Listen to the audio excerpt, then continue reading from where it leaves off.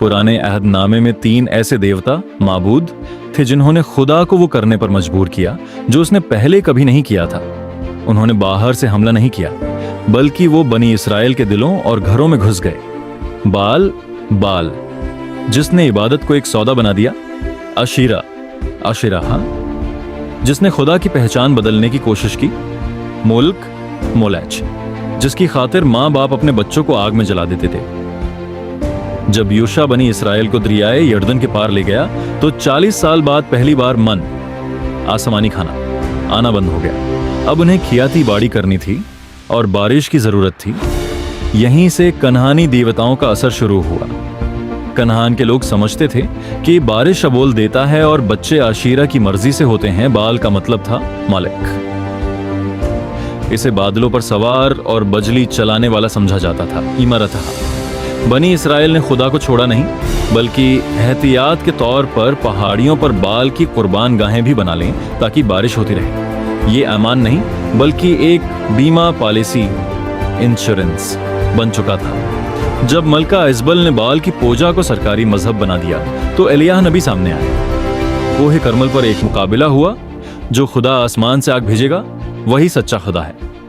बाल के 450 नबी दिन भर चलाते रहे, खुद को जख्मी किया, लेकिन खामोशी रही। फिर एलियाह ने दुआ की और आसमान से आग गिरी जिसने लकड़ी, पत्थर और पानी तक को जला दिया। इस दिन साबित हुआ कि बाल झूठा है। इशीरा पहाड़ों पर नहीं बल्कि घरों के अंदर आई। इसे मिट्टी की छोटी मूर्तों और लकड़ी के सतोनों से जाहिर किया जाता था। लोग उसे खुदा की बीवी समझने लगे। माएं कचन में उसके लिए रोटियां पकाती थीं और बच्चे लकड़ियां लाते थे। ये गुनाह इतना बढ़ा कि बादशाह मनसी ने इसकी मूर्ति हैकल के पाक तरीन मकाम में रख दी, जहां सिर्फ खुदा का तख्त था। कई सालों बाद नौजवान बादशाह योसियाह को हैकल की मरम्मत के दौरान शरीयत की किताबें को मिली। जब उसने पढ़ा कि खुदा उन कामों से कितना नाराज है तो उसने अपने कपड़े फाड़ दिए और खूब रफिया। इसने बत्तों को तोड़ दिया, लेकिन उसकी मौत के बाद लोग फिर पुरानी राहों पर चल पड़े। यह इस कहानी का सबसे अंधेरा हिस्सा है। मौलक की कीमत अनाज नहीं बल्कि इंसान का गोश्त। हनवम की वादी में तोफायत नामी जगह पर बच्चों को आग में डाला जाता था।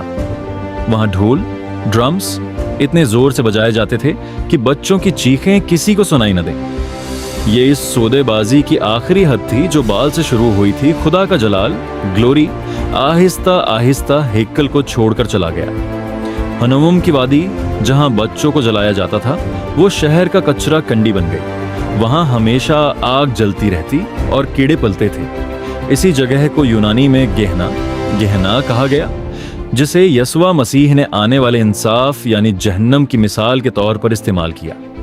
तकरीबन 570 साल बाद खुदा का जलाल एक इंसान की शक्ल में वापस आया।